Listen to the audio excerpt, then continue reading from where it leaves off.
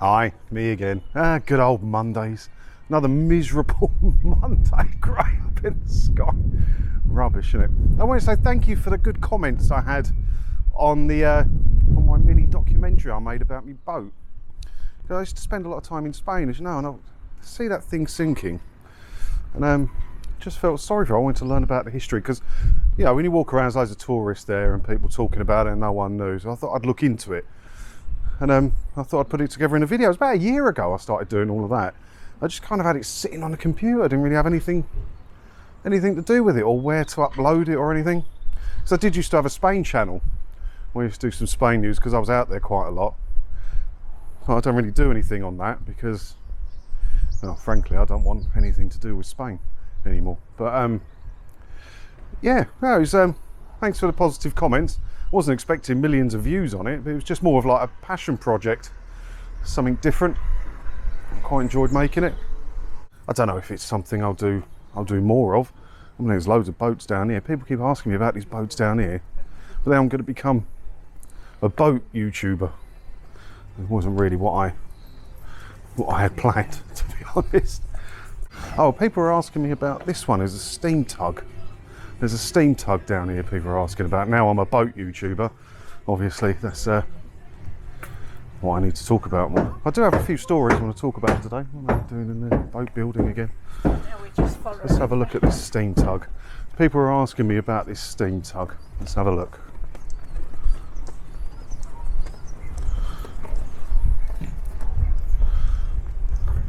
The Steam Tug Brent Trust. It's on the National Register of Historic Vessels, is it? So there you go, if you want to know about the steam tug. People kept asking about it. There you go. Brent, it's called. There we go. So yeah, if you want to know about that steam tug, that's how to do it. Am I going to make another one of my documentaries? Probably not. I like boats, but I don't know anything about them. I do watch what is it, Super Yacht News with E. Sisman on here. I don't know why. I've only ever owned one boat and I scared myself to death on it. I don't really want to go buying another boat. So anyway, yeah, do have a couple of stories. Let's go through it. Oh, and don't forget, if you want the TV license stuff, go to the other channel. The other channel, TV license stop, link is below. That's where all the main TV license stuff is now, alright? Woman caught watching TV without license has fine reduced. So yet another one of those bloody stories about people being named and shamed in their local paper over a TV licence offence.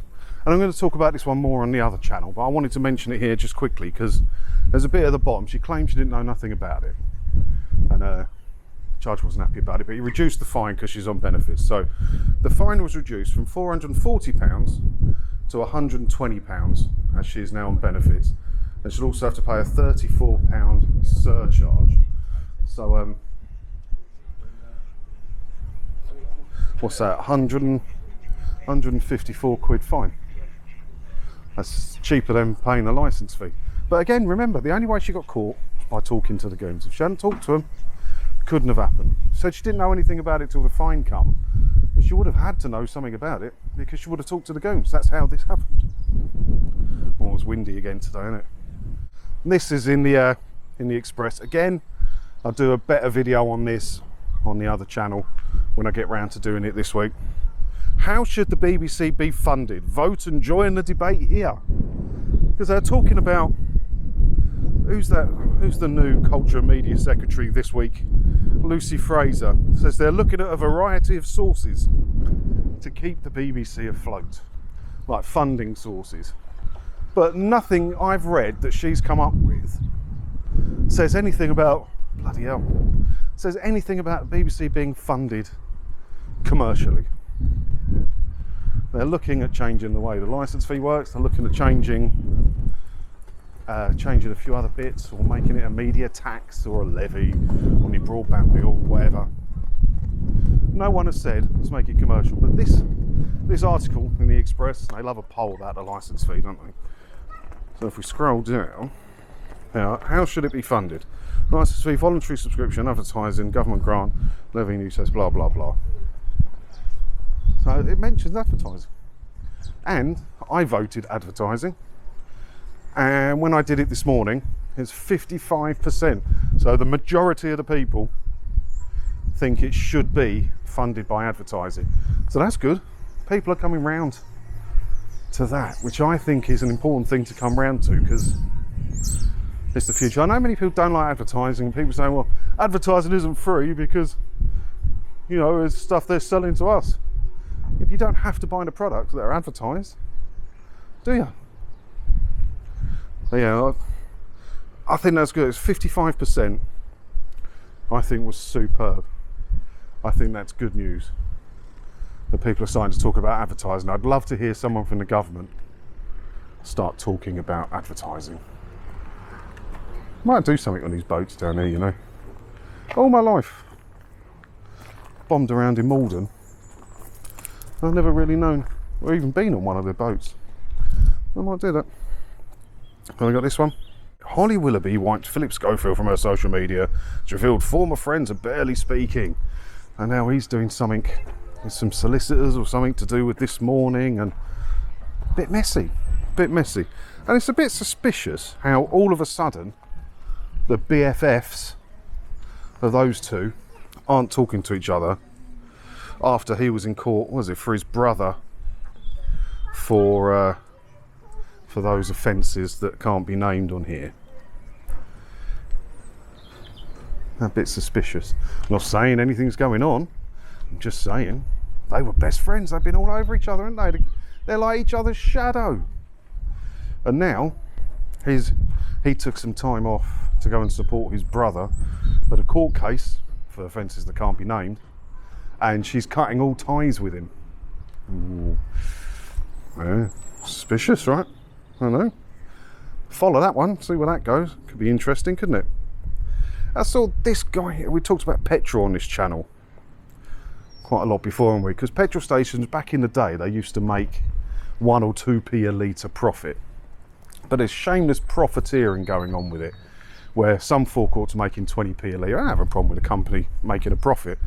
But the thing is, when the wholesale price of fuel goes up, they put the prices up immediately, even though the fuel they're selling was purchased probably a year ago, well, it's certainly some time ago when the price was low. So they shouldn't put the price up until the wholesale fuel they're selling was bought at that price, right?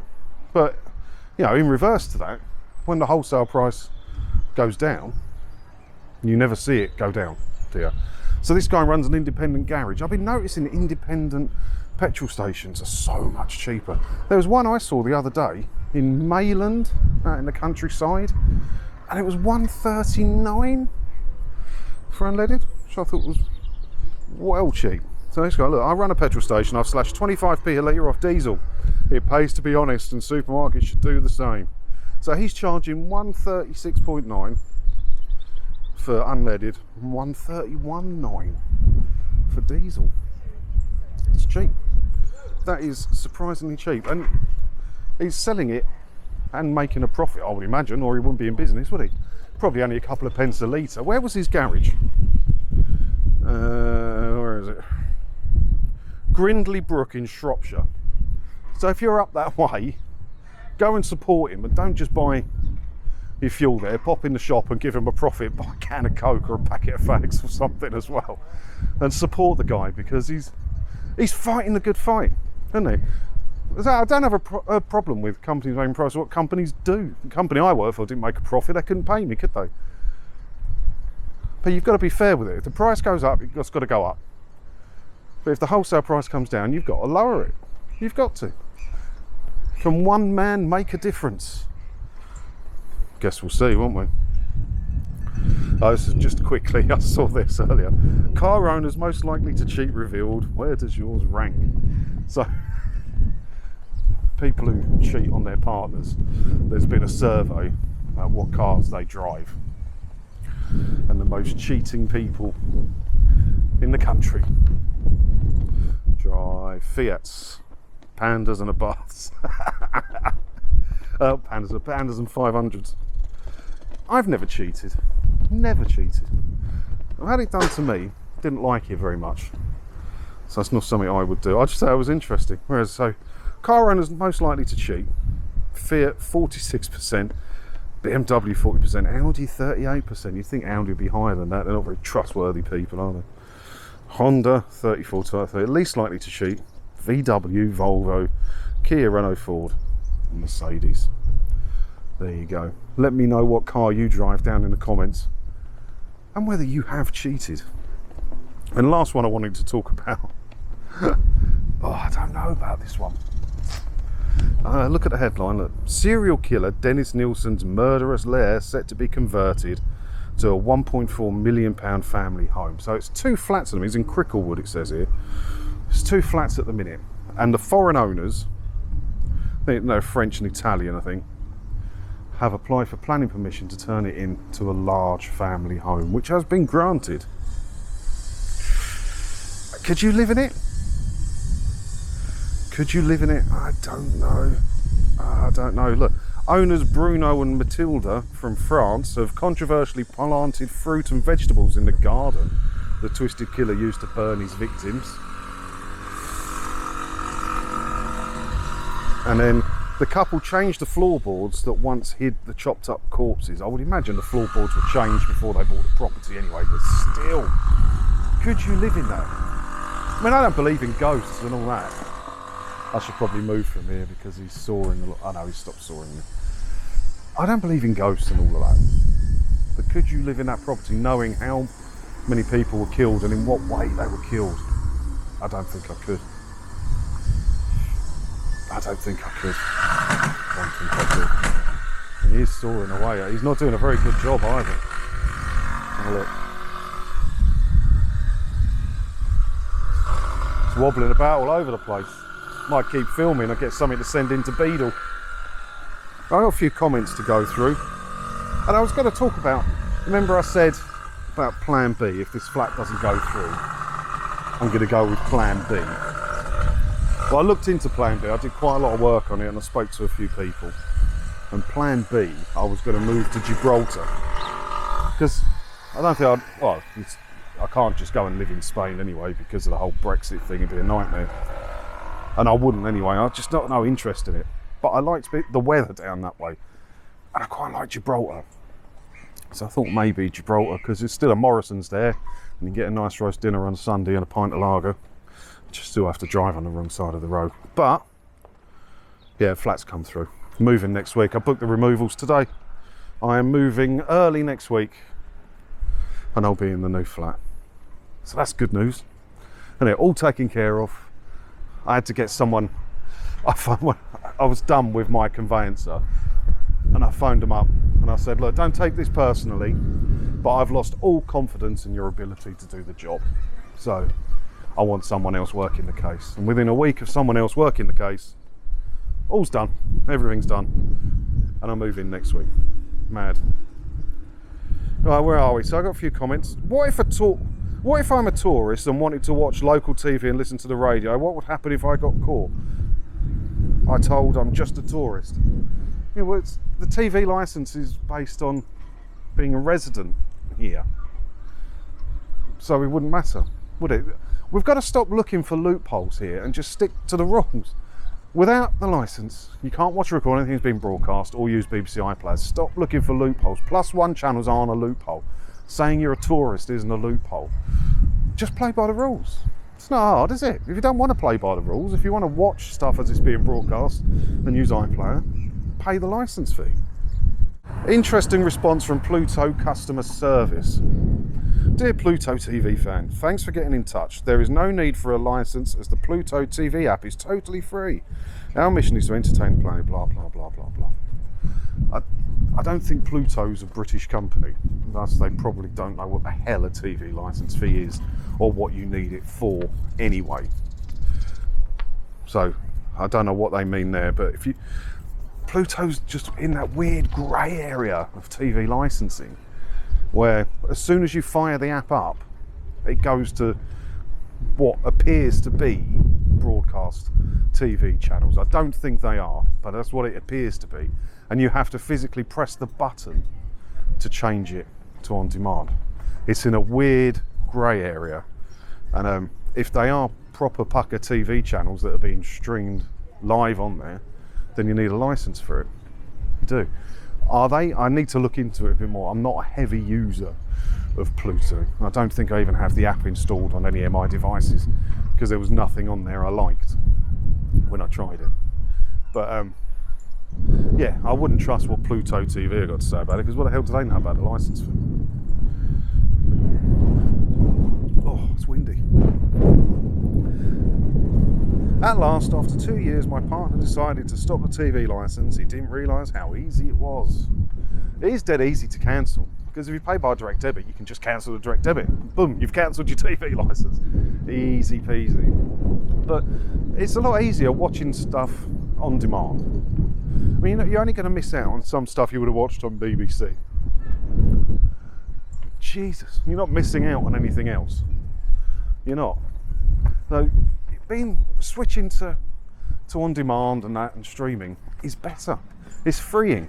You know, God, the days when you used to wait for your favourite show to be on at, you know, Thursday at 8 or whatever. Now you can watch whatever you want to watch, whenever you want to watch it, and as much of it as you want to watch. It's better. It is better. So congratulations on cancelling it. Hope you do something good with your 159 quid a year you saved, and you're going to save even more next year, by the looks of it. And you know where I am if you need any help. Don't forget to check out the TV License Stop channel as well, just to catch up on stuff. And I think that's all I've got to talk about today. I only wanted to do a quick one today. As I say, I'm doing more and more now on the TV License Stop channel. I don't really know what I'm going to do with this channel, to be honest. I quite like doing these walk and talks, but I've got to do something else. Am I going to turn it into a boat channel? Start doing boat documents? I don't think so. God, that document took a lot. I know it's not exactly Discovery Channel quality, and I learnt a lot doing it. I enjoy putting the videos together and that. It was good fun to put together, but I did drag it out a bit long. I just lost motivation because I'd fallen out of love with Spain because of what happened with the relationship and stuff. It's just on the back burner all the time, wasn't it? I'm glad I finally got it done though. I'm pleased that I got it done. But yeah, anyway, I think that's me done. You won't hear a lot from me next week because I'm moving. I'm going to pick the keys up probably Monday. I could pick them up Saturday, but I have got a busy weekend of doing the thing that's number one on my bucket list to do this weekend. So that'd be good. So I'll pick the keys up hungover on Monday, and I'm moving early next week, and I can't wait to see the back of this flat. Can't wait to see the back of it. So yeah, anyway, that's me done. I think I'm going to get back into me, you see my Bentley? Going to get back into my Bentley down there. It's not mine. Wish it was mine. It's not mine. The number plate does look like it could be mine though. I don't even see the plate or not. See the plate? Yeah, I don't know. Wish it was mine. Speed 12, filth it is. Anyway, I'm going. Thanks for watching. Leave your comments below. Hit the subscribe button if you haven't already and you like me just randomly talking about crap I find in the papers. Ta-da!